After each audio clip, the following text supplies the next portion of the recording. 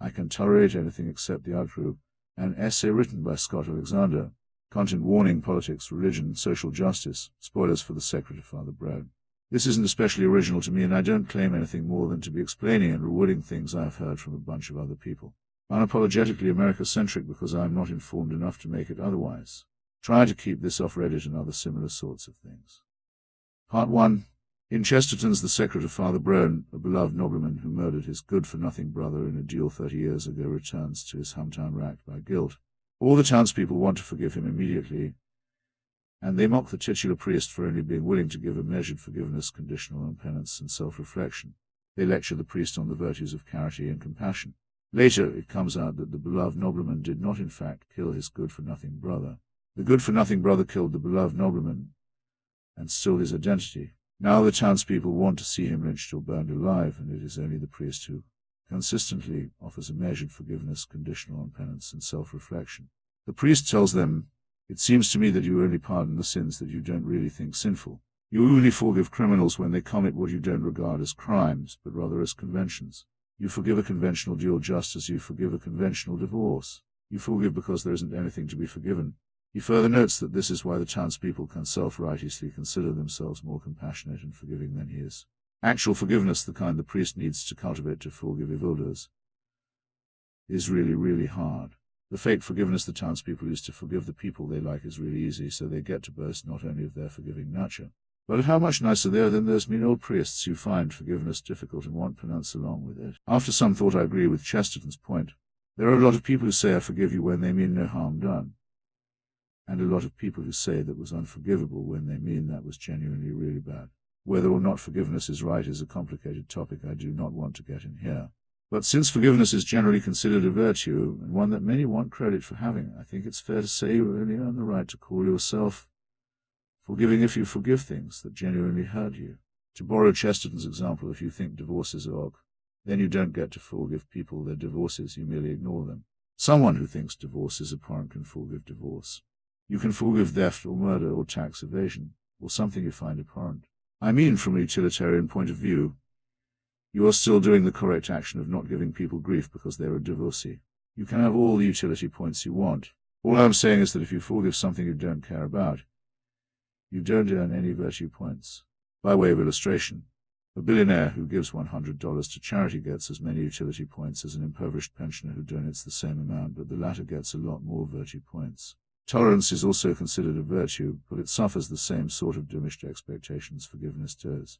The emperor summons before him Bodhidharma and asks, "Master, I have been tolerant of innumerable gays, lesbians, bisexuals, asexuals, blacks, Hispanics, Asians, transgender people, and Jews.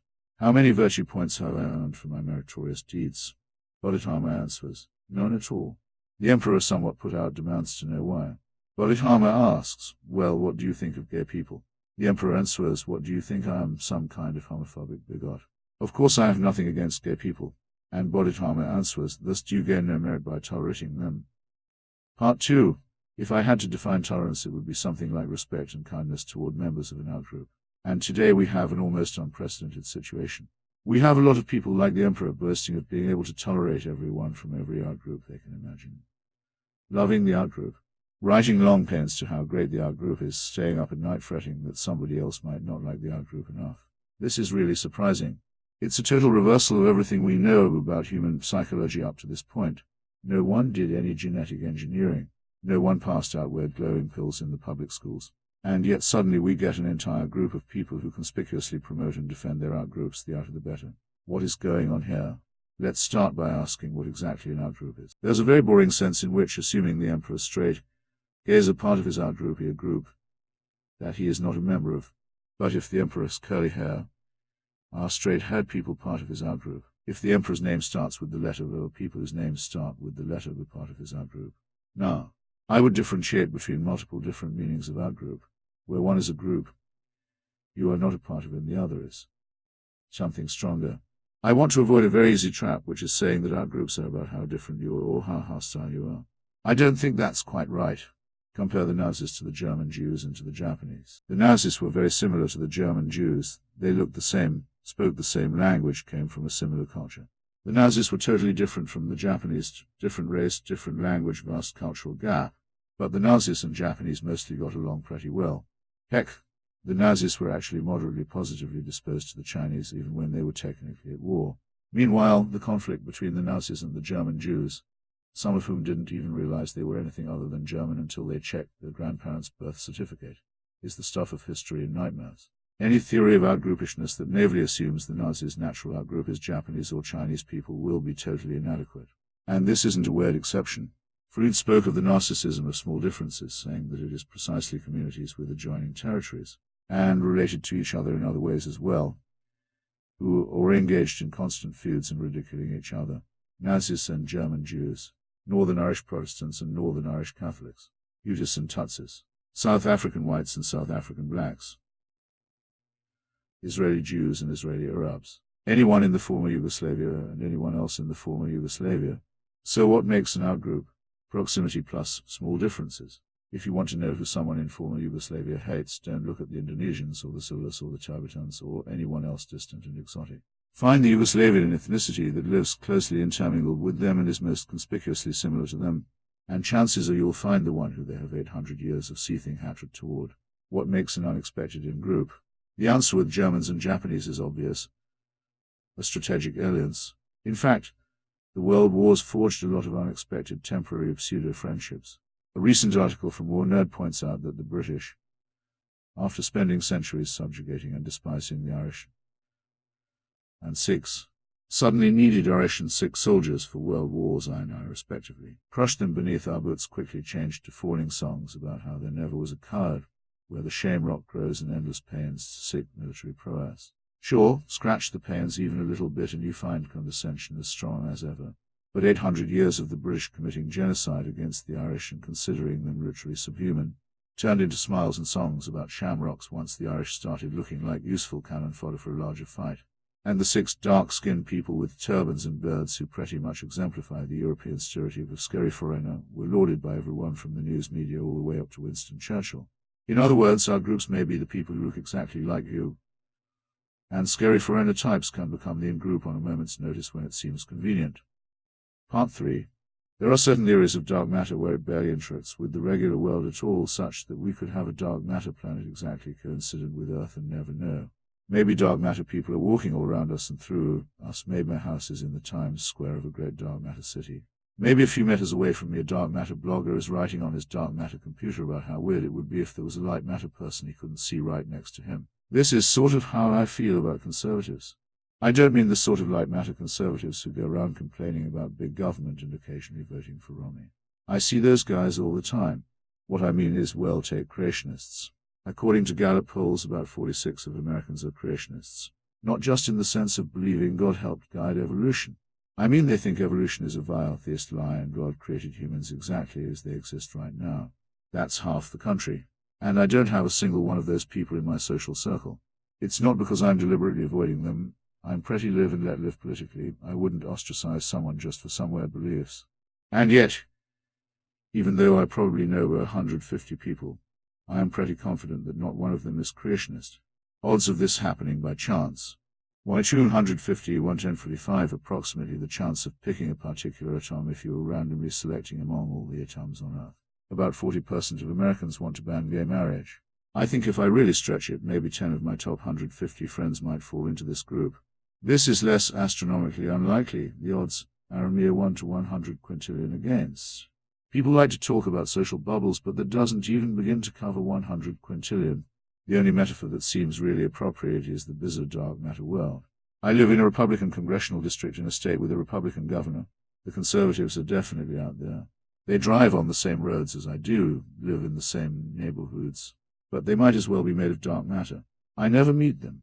To be fair, I spend a lot of my time inside on my computer. I am browsing sites like Reddit. Recently there was a thread on Reddit asking, Redditors against gay marriage, what is your best supporting argument? A Reddit user who didn't understand how anybody could be against gay marriage honestly wanted to know how other people who were against it justified their position. He figured he might as well ask one of the largest sites on the internet, with an estimated user base in the tens of millions. It soon became clear that nobody that was actually against gay marriage. There were a bunch of posts saying I of course support gay marriage, but here are some reasons some other people might be against it. A bunch of others saying my argument against gay marriage is the government shouldn't be involved in the marriage business at all. And several more saying why would you even ask this question? There's no possible good argument and you're wasting your time. About halfway through the thread someone started saying homosexuality was unnatural, and I thought they were going to be the first one to actually answer the question. But at the end they added, but it's not my place to decide what is or isn't natural. I'm still pro-gay marriage. In a thread with 10,401 comments, a thread specifically asking for people against gay marriage, I was eventually able to find 2 people who came out and opposed it, way near the bottom. Their posts started with I know I'm going to be downvoted to hell for this. But I am not only on Reddit. I also hang out on Low. On last year's survey I found that of American lawyers who identify with one of the 2 major political parties, 80 are Democrat and 20 Republican, which actually sounds pretty balanced compared to some of these other examples. But it doesn't last. Pretty much all of those Republicans are libertarians who consider they got the lesser of 2 evils. When allowed to choose libertarian as an alternative, only 4 of visitors continued to identify as conservative. But that's still some. Right. When I broke the numbers down further, 3 percentage points of those are new reactionaries, a bizarre sect that wants to be ruled by a king. Only 1% of lawyers were normal, everyday God and guns, but not George I. conservatives of the type that seem to make up about half of the United States. It gets worse. My formative years were spent at a university which, if it was similar to other elite universities, had a faculty and a student body that skewed about 90-10 liberal to conservative. And we can bet that, like Lou, even those few token conservatives are Mitt Romney types rather than God and guns types. I get my news from Vox.com, an official liberal-approved site. Even when I go out to eat, it turns out my favorite restaurant, California Pizza Kitchen, is the most liberal restaurant in the United States. I inhabit the same geographical area as scores and scores of conservatives, but without meaning to have created an outrageously strong bubble, a 1045 bubble. Conservatives are all around me, yet I am about as likely to have a serious encounter with one as I am a Tibetan Lama. Less likely, actually. One time a Tibetan Lama came to my college and gave a really nice presentation, but if a conservative tried that, people would protest and it would be cancelled. Part 4. One day I realized that entirely by accident I was fulfilling all the Jewish stereotypes. I'm nerdy, overeducated, good with words, good with money, weird sense of humor. Don't get outside much. I like deli sandwiches. And I'm a psychiatrist, which is about the most stereotypically Jewish profession short of maybe stand-up comedian or rabbi. I'm not very religious, and I don't go to synagogue. But that's stereotypically Jewish too. I bring this up because it would be a mistake to think, well, a Jewish person is by definition someone who is born of a Jewish mother. Or I guess it sort of also means someone who follows the Mosaic law and goes to synagogue. But I don't care about Scott's mother, and I know he doesn't go to synagogue, so I can't gain any useful information from knowing Scott is Jewish. The defining factors of Judaism, Torah reading, synagogue following, mother having, are the tip of a giant iceberg.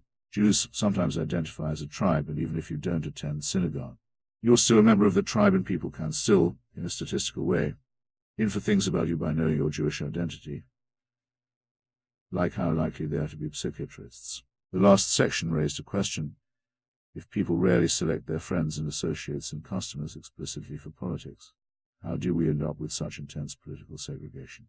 Well, in the same way going to synagogue is merely the iceberg tip of a Jewish tribe with many distinguishing characteristics. So voting Republican or identifying as conservative or believing in creationism is the iceberg tip of a conservative tribe with many distinguishing characteristics. A disproportionate number of my friends are Jewish because I meet them at psychiatry conferences or something.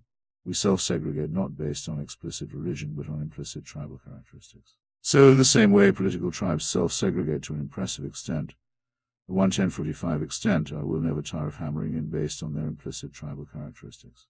The people who are actually into this sort of thing sketch out a bunch of speculative tribes and sub-tribes, but to make it easier, let me stick with 2.5.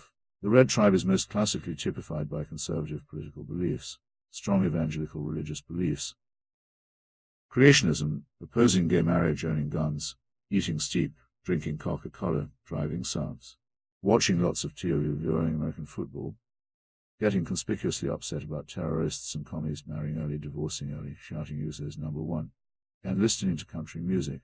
The blue tribe is most classically typified by liberal political beliefs, vague agnosticism, supporting gay rights, thinking guns are barbaric, eating arugula, drinking fancy bottled water, driving Priuses, reading lots of books, being highly educated, mocking American football, feeling vaguely like they should like soccer but never really being able to get into it, getting conspicuously upset about sexists and bigots, marrying later, constantly pointing out how much more civilized European countries are than America, and listening to everything except country. There is a partly formed attempt to spin off a grey tribe typified by libertarian political beliefs, Dawkins-style atheism. Vague annoyance that the question of gay rights even comes up, eating paleo, drinking Soylent, calling in rides on Uber, reading lots of blogs, calling American football sportsball, getting conspicuously upset about the war on drugs and the South, and listening to filk. But for our current purposes this is a distraction, and they can safely be considered part of the blue tribe most of the time. I think these tribes will turn out to be even stronger categories than politics. Harvard might skew 80-20 in terms of Democrats, Republicans 90-10 in terms of liberals, conservatives, but maybe 99-1 in terms of blues, reds. It's the many differences between these tribes that explain the strength of the filter bubble, which, however, I mentioned, segregates people at a strength of 1-10-45. Even in something as seemingly politically uncharged as going to California Pizza Kitchen or Sushi House for dinner, I am restricting myself to the set of people who like cute artisanal pizzas or sophisticated foreign foods, which are classically blue tribe characteristics. How are these tribes based on geography? How are they based on race, ethnic origin, religion? What channels you watched as a kid? I don't know. Some of it is certainly genetic.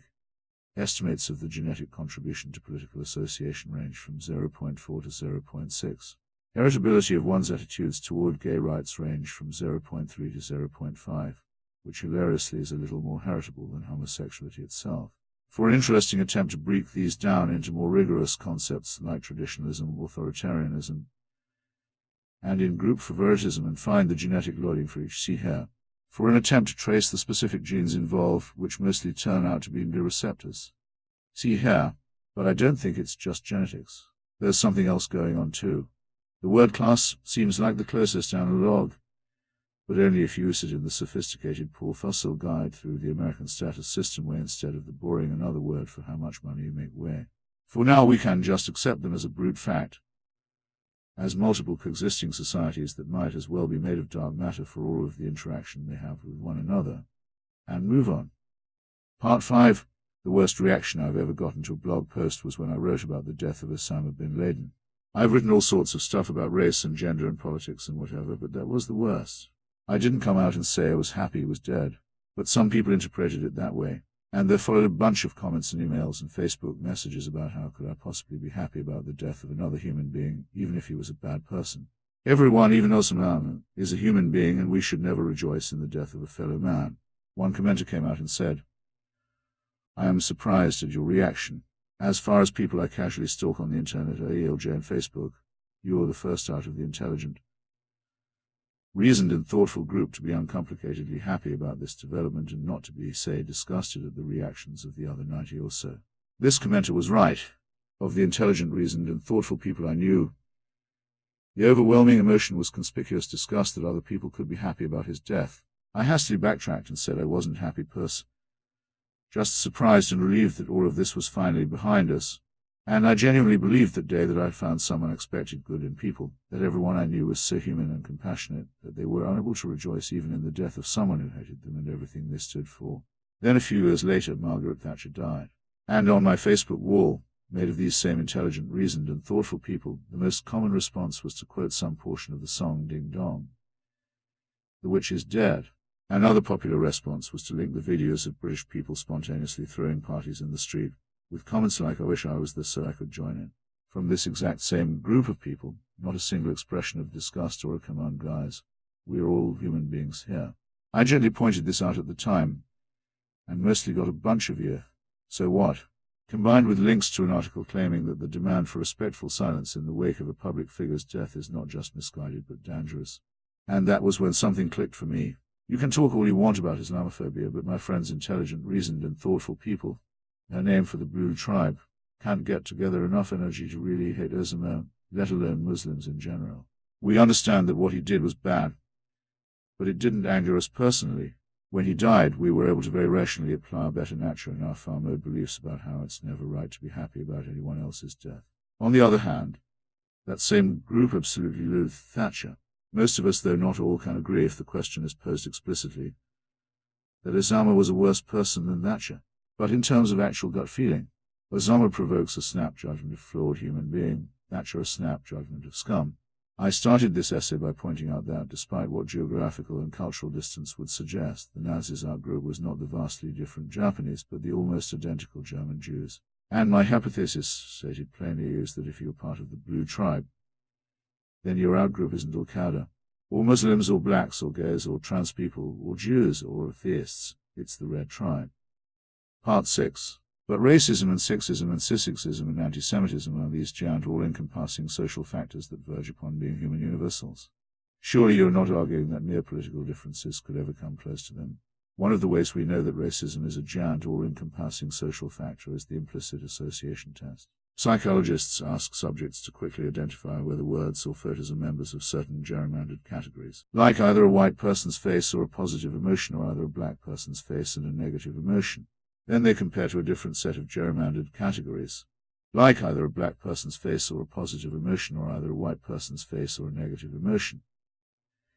If subjects have more trouble, as measured in latency time, connecting white people to negative things than they do white people to positive things, then they probably have subconscious positive associations with white people.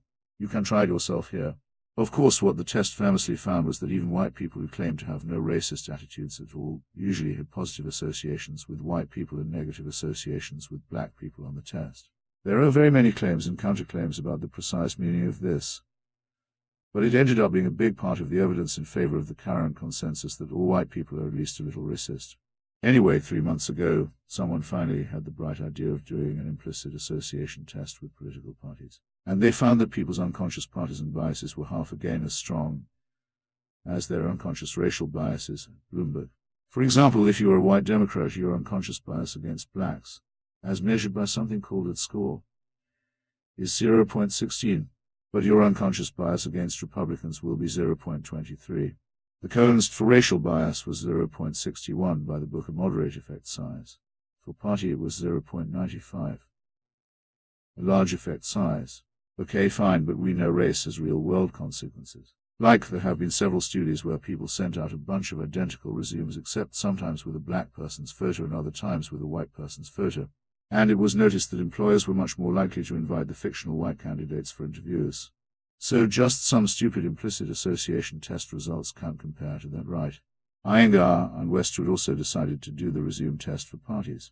They asked subjects to decide which of several candidates should get a scholarship. Subjects were told this was a genuine decision for the university the researchers were affiliated with. Some resumes had photos of black people, others of white people. And some students listed their experience in Young Democrats of America, others in Young Republicans of America.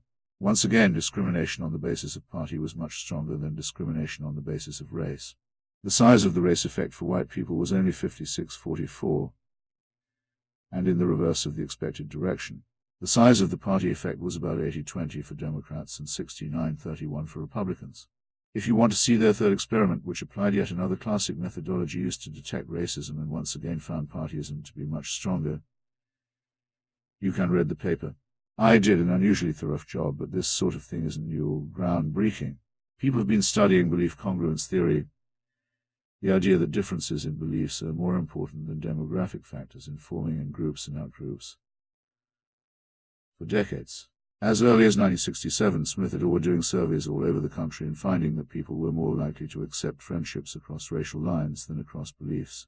In the 40 years since then, the observation has been replicated scores of times. In ScoMo and Nacosta's 2006 review, Belief Congruence and Racial Discrimination concludes that the literature was judged supportive of a weak version of belief congruence theory, which states that in those contexts in which social pressure is non-existent or ineffective, belief is more important than race as a determinant of racial or ethnic discrimination. Evidence for a strong version of belief congruence theory, which states that in those contexts in which social pressure is non-existent or ineffective, belief is the only determinant of racial or ethnic discrimination, and was judged much more problematic. One of the best-known examples of racism is the guess who's coming to dinner scenario, where parents are scandalized about their child marrying someone of a different race. Pew has done some good work on this and found that only 23 of conservatives and 1 if liberals admit they would be upset in this situation. But Pew also asked how parents would feel about their child marrying someone of a different political party. Now 30 of conservatives and 23 of liberals would get upset. Average them out and you go from 12 upsetness rate for race to 27 upsetness rate for party, more than double. Yeah, people do lie to pollsters, but a picture is starting to come together here. Harvard, by the way, is a toss-up. There are more black students, 11.5, than conservative students, 10, but there are more conservative faculty than black faculty. Since people will delight in misinterpreting me here, let me overemphasize what I'm not saying. I'm not saying people of either party have it worse than black people, or that partyism is more of a problem than racism, or any of a number of stupid things along those lines which I am sure I will nevertheless be accused of believing. Racism is worse than partyism because the two parties are at least kind of balanced in numbers and in resources, whereas the brunt of an entire country's racism falls on a few underprivileged people. I am saying that the underlying attitudes that produce partyism are stronger than the underlying attitudes that produce racism, with no necessary implications on their social effects. But if we want to look at people's psychology and motivations, partyism and the particular variant of tribalism that it represents are going to be fertile ground. Part 7. Every election cycle like clockwork, conservatives accuse liberals of not being sufficiently pro-America. And every election cycle like clockwork, liberals give extremely unconvincing denials of this. It's not that we are like against America per se. It's just that, well, did you know Europe has much better health care than we do, and much lower crime rates? I mean, come on, how did they get so worsen? And we're just sitting here, can't even get the gay marriage thing sorted out. Seriously, what's wrong with a country that can't? Surely, what were we talking about? Oh yeah, America. They were okay. Cesar Chavez was really neat. So were some other people outside the mainstream who became famous precisely by criticizing majority society. That's sort of like America being great, in that I think the parts of it that point out how bad the rest of it are often make excellent points. Vote for me. Sorry, I make fun of you because I love you. There was a big brouhaha a couple of years ago when, as it first became apparent Obama had a good shot at the presidency. Michelle Obama said that for the first time in my adult life I am proud of my country. Republicans pounced on the comment asking why she hadn't felt proud before. And she backtracked, saying of course she was proud all the time, and she loves America with the burning free of a million suns, and she was just saying that the Obama campaign was particularly inspiring. As unconvincing denials go, this one was pretty far up there. But no one really held it against her. Probably most Obama voters felt vaguely the same way. I was an Obama voter, and I have proud memories of spending my 4th of Julies as a kid debunking people's heartfelt emotions of patriotism. Aaron Sorkin, what makes America the greatest country in the world? It's not the greatest country in the world. We're 7th in literacy, 27th in math, 22nd in science, 14th in life expectancy, 178th in infant mortality, 3rd in median household income, no. 4 in labor force, and no. 4 in exports. So when you ask what makes us the greatest country in the world, I don't know what the few are talking about. Another good retort is we're number 1. Sure, number 1 in incarceration rates, drone strikes, and making new parents go back to work. All of this is true, of course. But it's weird that it's such a classic interest of members of the blue tribe, and members of the red tribe never seem to bring it up. We're number 1. Sure, number 1 in levels of sexual degeneracy, well, I guess probably number 2, after the Netherlands, but they're really small and shouldn't count. My hunch, both the red tribe and the blue tribe, for whatever reason, identify America with the red tribe. Ask people for typically American things and you end up with a very red list of characteristics: guns, religion, barbecues, American football, NASCAR, Cowboys, SARS. Unrestrained capitalism. That means the red tribe feels intensely patriotic about their country, and the blue tribe feels like they're living in fortified enclaves deep in hostile territory. Here is a popular piece published on a major media site called America, a big, fat, stupid nation. Another America, a bunch of spoiled whiny brats. Americans are ignorant, scientifically illiterate religious fanatics, whose patriotism is actually just narcissism. You will be shocked at how ignorant Americans are, and we should blame the childish, ignorant American people. Needless to say, every single one of these articles was written by an American and read almost entirely by Americans.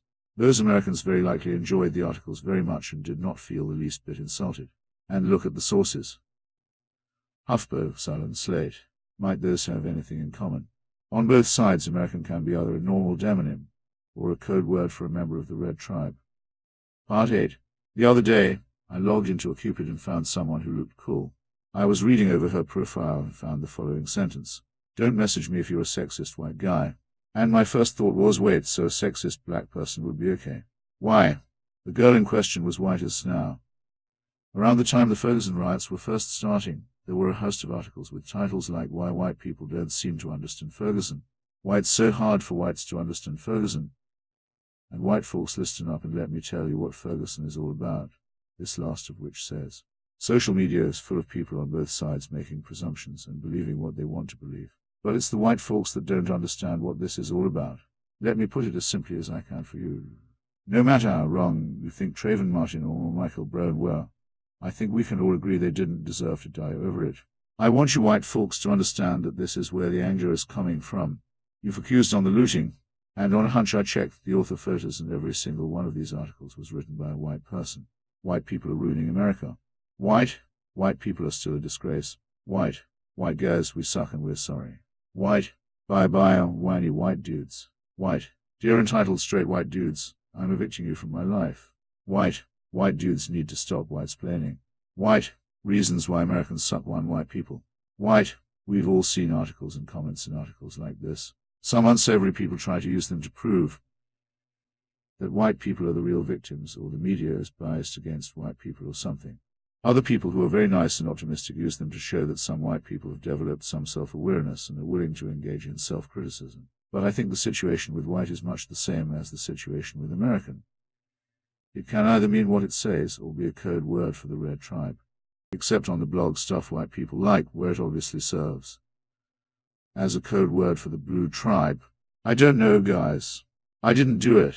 I realize that's making a strong claim, but it would hardly be without precedent. When people say things like gamers are misogynist, do they mean the 52 of gamers who are women?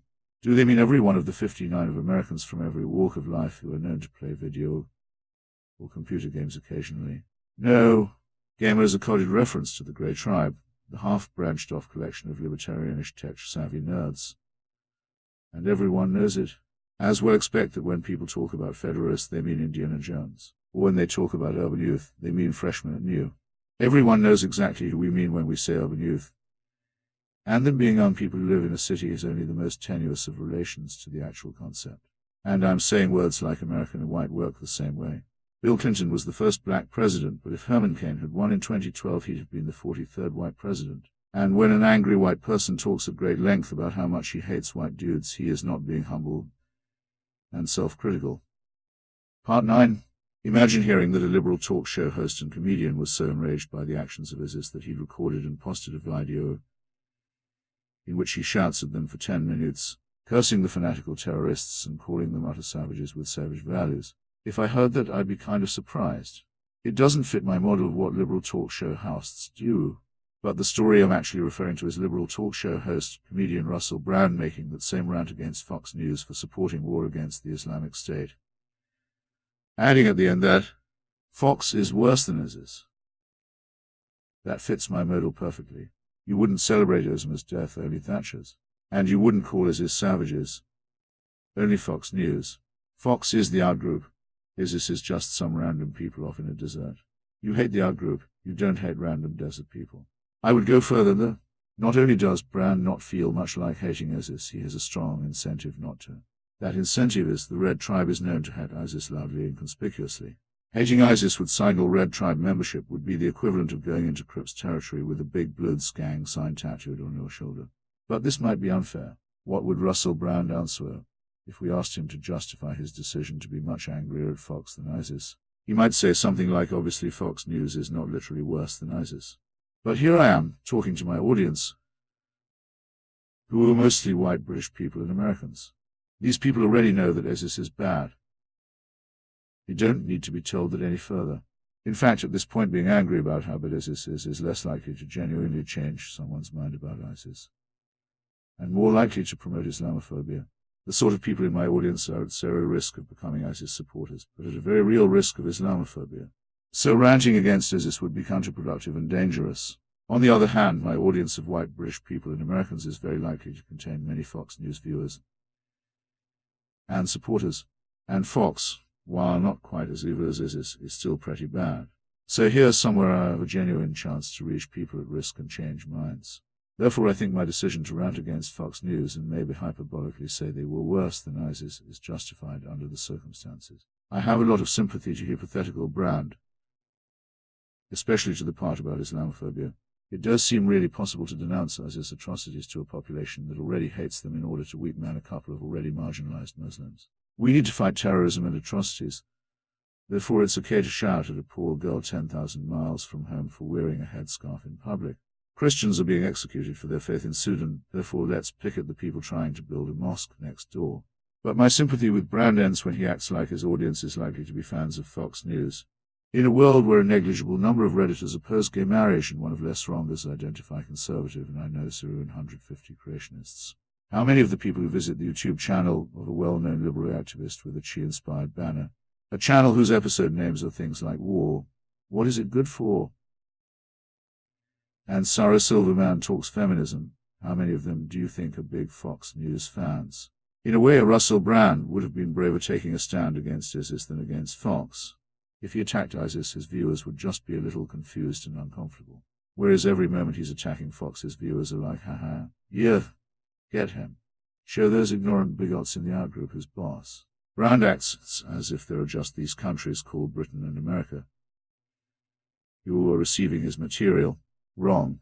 There are two parallel universes, and he's only broadcasting to one of them. The result is exactly what we predicted would happen in the case of Islam. Bombard people with images of a far-off land they already hate and tell them to hate it more.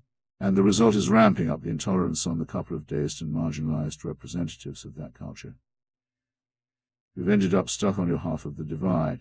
Sure enough, if industry or culture or community gets blue enough, Red Tribe members start getting harassed, fired from their jobs.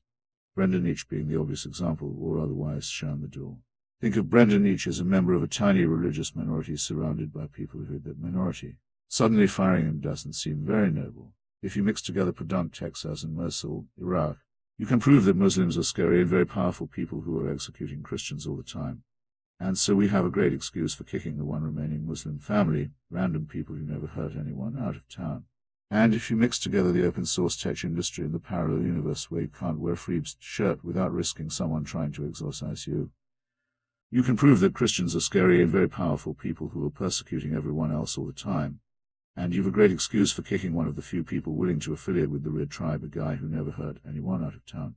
When a friend of mine heard Ish got fired, she didn't see anything wrong with it. I can tolerate anything except intolerance, she said. Intolerance is starting to look like another one of those words like white and American. I can tolerate anything except the Outgroup. Doesn't sound quite so noble now, does it? Part 10. We started by asking millions of people are conspicuously praising every Outgroup they can think of while conspicuously condemning their own group. This seems contrary to what we know about social psychology. What's up? We noted that Outgroups are really literally the group most different from you, and in fact far more likely to be groups very similar to you, sharing almost all your characteristics and living in the same area. We then noted that author liberals and conservatives live in the same area. They might as well be two totally different countries or universe as far as level of interaction were concerned.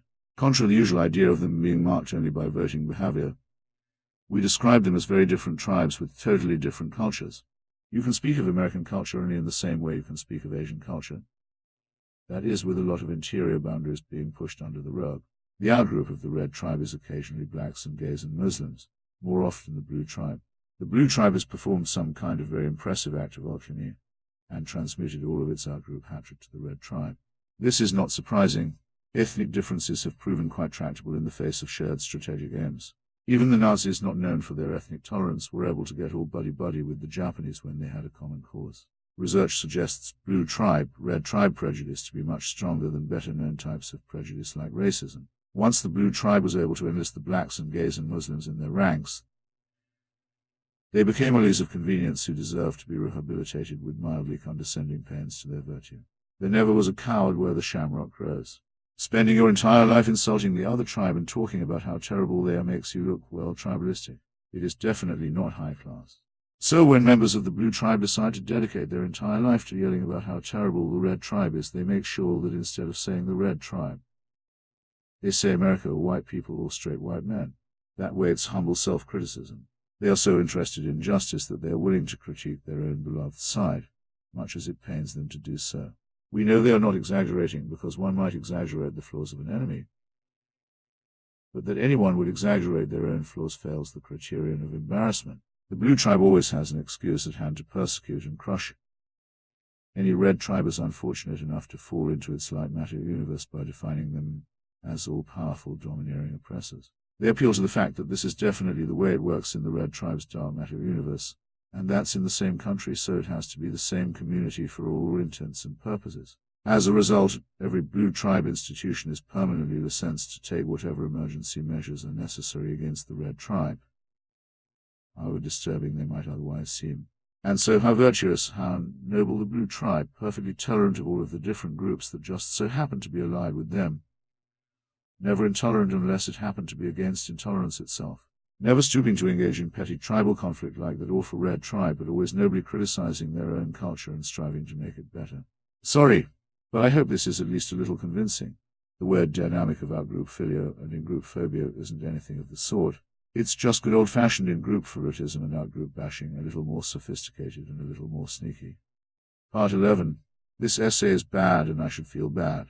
I should feel bad because I made exactly the mistake I'm trying to warn everyone else about.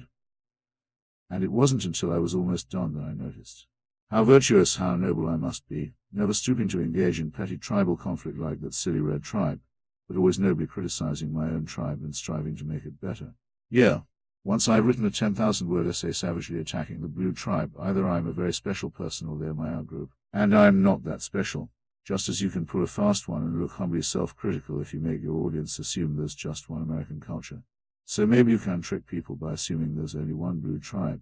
I'm pretty sure I'm not red, but I did talk about the grey tribe above, and I show all the risk factors for being one of them. That means that although my critique of the blue tribe may be right or wrong, in terms of motivation, it comes from the same place as a red tribe member talking about how much they hate Al-Qaeda or a blue tribe member talking about how much they hate ignorant bigots. And when I boast of being able to tolerate Christians and Southerners whom the blue tribe is mean to, I'm not being tolerant at all, just noticing people so far away from me they wouldn't make a good outgroup anyway. I had fun writing this article. People do not have fun writing articles savagely criticizing their in-group. People can criticize their in-group. It's not humanly impossible, but it takes nerves of steel. It makes your blood boil. You should sweat blood. It shouldn't be fun. You can bet some white guy in Gorka who week after week churns out why white people are so terrible, and here's what dumb white people don't understand is having fun and not sweating any blood at all. He's not criticizing his in-group. He's never even considered criticizing his in-group. I can't blame him. Criticizing the in-group is a really difficult project. I've barely begun to build the mental skills necessary to even consider. I can think of criticisms of my own tribe, important criticisms, true ones, but the thought of writing them makes my blood boil. I imagine might I feel like some liberal Muslim leader when he goes on the O'Reilly show, and O'Reilly ambushes him and demands to know why he and other American Muslims haven't condemned beheadings, by his more demands that he criticize them right there on Luftiv. And you can see the wheels in the Muslim leader's head turning, thinking something like, okay, obviously beheadings are terrible and I hate them as much as anyone. But you don't care even the slightest bit about the victims of beheadings. You're just looking for a way to score points against me so you can embarrass all Muslims. And I would rather personally behead every single person in the world than give a smug bigot like you a single microgram more stupid self-satisfaction than you've already got. That is how I feel when asked to criticize my own tribe, even for corrupt reasons. If you think you're criticizing your own tribe and your blood is not at that temperature, consider the possibility that you earned. But if I want self-criticism virtue points, criticizing the grey tribe is the only honest way to get them. And if I want tolerance points, my own personal cross to bear right now is tolerating the blue tribe. I need to remind myself that when they are bad people, they are merely Osama-level bad people instead of Thatcher-level bad people. And when they are good people, they are powerful and necessary crusaders against the evils of the world. The worst thing that could happen to this post is to have it be used as convenient feces to fling at the blue tribe whenever feces are necessary. Which, given what has happened to my last couple of posts along these lines and the obvious biases of my own subconscious, I already expect it will be. But the best thing that could happen to this post is that it makes a lot of people, especially myself, figure out how to be more tolerant. Not in the of course I'm tolerant, why shouldn't I be sense of the Emperor in part 1? But in the sense of being tolerant makes me see red, makes me sweat blood, but darn it, I'm going to be tolerant anyway.